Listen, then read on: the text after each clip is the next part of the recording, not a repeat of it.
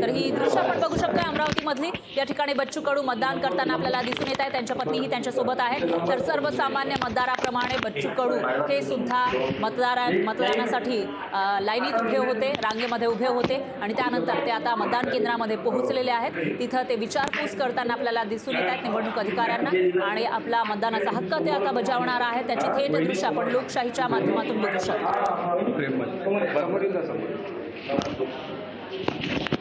तर अमरावती लोकसभा मतदारसंघ या ठिकाणी चुरशीची लढाई आपल्याला पाहायला मिळाली होती आणि बच्चू कडूचे महायुती सरकारमध्ये सोबत आहेत, पण तरीही त्यांनी वेगळी भूमिका घेतलेली होती। या ठिकाणी त्यांनी त्यांचा एक उमेदवार निवडणुकीच्या रिंगणामध्ये उतरवलेला आहे। तर भाजपकडून नवनीत राणा ज्या विद्यमान खासदार आहेत त्यांनी मागच्या वेळेला अपक्ष निवडणूक लढलेली होती, पण या वेळेला त्यांना भाजपकडून उमेदवारी देण्यात आली आणि नवनीत राणांच्या या उमेदवारीला सर्वच जे महायुतीमधील पक्ष आहेत, नेते आहेत, त्यांचा विरोध होता सुरुवातीला, पण काहींचा विरोध मावळला तर काहींचा विरोध तसाच कायम राहिल्याचं पाहायला मिळालं होतं आणि त्यापैकी एक म्हणजे बच्चू कडू ज्यांनी आपले उमेदवार बुब यांना निवडणुकीच्या रिंगणामध्ये उतरवलेला आणि शेवटपर्यंत त्यांनी माघार घेतलेली नाही। त्यामुळं आता त्यांचे जे उमेदवार आहेत त्यांचंही भवितव्य ईव्हीएम मध्ये कैद होते आणि स्वतः बच्चू कडू इथं मतदानासाठी पोहोचल्याचं आपल्याला पाहायला मिळते। सकाळी ते मतदानासाठी पोहोचलेले आहेत। थोड्या वेळापूर्वी लोकशाही मराठीशी बोलताना त्यांनी आपली प्रतिक्रिया मांडलेली होती आणि आपण वेळ आल्यावर महायुतीला दणका देणार असं म्हटलेलं होतं। याचाच अर्थ त्यांचं आता पुढचं प्लॅनिंग काय आहे ते लक्षात येत आहे आणि महायुतीमधून बच्चू कडू बाहेर पडणार का असा सवाल सुद्धा आता उपस्थित झाला आहे, कारण त्यांनी सूचक असा इशारा दिला आहे, वेळ आली तर आपण महायुतीला दणका देणार असं ते म्हणालेले आहे। आणि तेच बच्चू कडू जे महायुतीमध्ये राहून सुद्धा महायुतीच्या विरोधामध्ये भूमिका घेताना दिसत आहेत, ते बच्चू कडू आता या ठिकाणी आपला मतदानाचा हक्क बजावत आहेत। तर सर्वसामान्य मतदारांच्या रांगेमध्ये उभे राहून ते मतदान केंद्रापर्यंत पोहोचलेले आहे आणि त्यानंतर ते मतदान करताना दिसत आहेत। त्यांनी मतदान केलं आणि हातावर जेव्हा त्यांच्या बोटावर शाई लागली त्यानंतर ते आपलं हे शाई दाखवताना दिसून येत आहे। त्यांनी मतदान केलं आहे आणि इथून आता ते बाहेर पडणार असं दिसतंय। दरम्यान मतदान केल्यानंतर काही प्रतिक्रिया बच्चू कडूंची येते का ते बघावे लागणार आहे। बच्चू कडू या ठिकाणी पोहोचलेत मतदान केंद्रामध्ये आणि त्यानंतर त्यांनी आपला मतदानाचा हक्क बजावलेला आहे। तर बच्चू कडू यांनी एक कठोर भूमिका या ठिकाणी घेतल्याचं पाहायला मिळालं होतं। महायुतीमध्ये असताना सुद्धा महायुतीच्या उमेदवाराच्या विरोधामध्ये आपला उमेदवार त्यांनी निवडणुकीच्या रिंगणामध्ये उतरलेला आहे आणि त्यामुळं या ठिकाणी चुरशीची लढाई आपल्याला पाहायला मिळाली होती। अमरावती लोकसभा मतदारसंघामध्ये नवनीत राणा, रवी राणा यांच्याकडून बच्चू कडू यांच्यावर हल्लाबोल करण्यात आला होता। तर बच्चू कडूंनी सुद्धा राणा दाम्पत्यावर सडकून टीका केल्याचं दिसून आलं होतं आणि या दोघांचेही उमेदवार रिंगणात आहेत। एकीकडे नवनीत राणा आहेत, त्यांच्या विरोधामध्ये आपणही उमेदवार देत असल्याचं बच्चू कडूंनी म्हणत दिनेश बुब यांना उमेदवारी दिलेली होती। तर दुसरीकडे मवियाचे उमेदवार सुद्धा या ठिकाणी निवडणुकीच्या रिंगणामध्ये आहेत आणि आंबेडकर यांना सुद्धा आनंदराज आंबेडकर हे सुद्धा निवडणुकीच्या रिंगणामध्ये अमरावती लोकसभा मतदारसंघातून उतरलेले आहेत। त्यांना वंचितनं पाठिंबा दिलेला आहे। अशा प्रकारची चौरंगी लढत या ठिकाणी पाहायला मिळाली होती।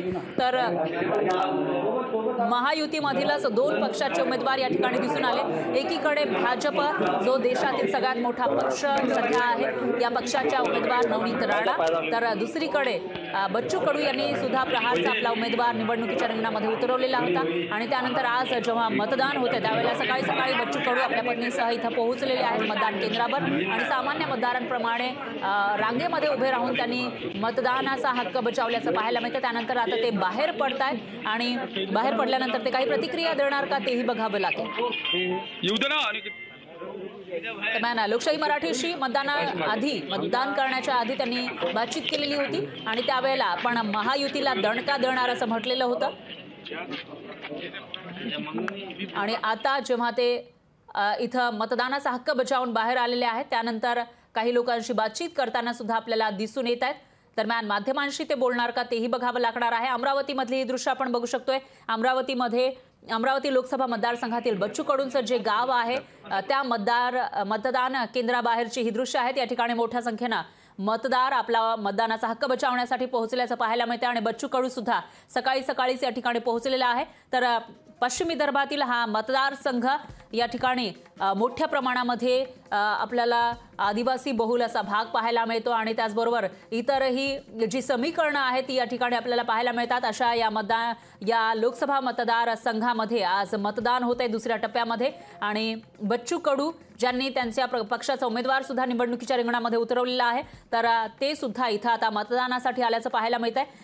अमरावती लोकसभा मतदारसंघामध्ये भाजप, काँग्रेस आणि प्रहार जनशक्ती पक्षामध्ये तिरंगी लढत होताना दिसते। त्याचबरोबर आनंदराज आंबेडकर हे सुद्धा निवडणुकीच्या रिंगणामध्ये आहेत आणि त्यांना वंचितनं पाठिंबा दिला आहे। त्यामुळे आज हे जे मतदान होतंय त्यानुसार आता इथले हे जे उमेदवार निवडणुकीच्या रिंगणामध्ये होते त्यांचं भवितव्य मतपेटीमध्ये कैद होणार आहे आणि 4 तारखेला 4 जूनला त्याविषयीचा निकाल लागणार आहे। तर एकूण 37 उमेदवार इथं रिंगणात आहेत। बहुसंख्याक कुणबी मराठा मतदारांची भूमिका महत्त्वाची ठरणार आहे। तर गेल्या निवडणुकीमध्ये काँग्रेस आणि राष्ट्रवादीच्या पाठिंब्यावर अपक्ष निवडून आलेल्या नवनीत राणा यावेळी मात्र भाजपच्या उमेदवार आहेत आणि काँग्रेसतर्फे बळवंत वानखेडे आणि बच्चू कडू यांच्या प्रहार जनशक्तीचे दिनेश बुब हे रिंगणात आहेत। विशेष म्हणजे बच्चू कडू महायुतीमध्ये असून सुद्धा त्यांनी राणांविरुद्ध उमेदवार दिला आहे आणि राणांचा पराभव हेच आपलं ध्येय असल्याचं त्यांनी वारंवार सांगितलेलं होतं।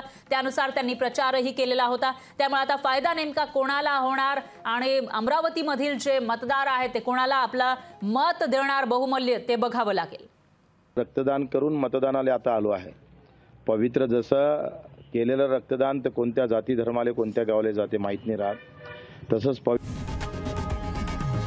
लोकशाही मराठी ऐका, पहा, जागरूक रहा।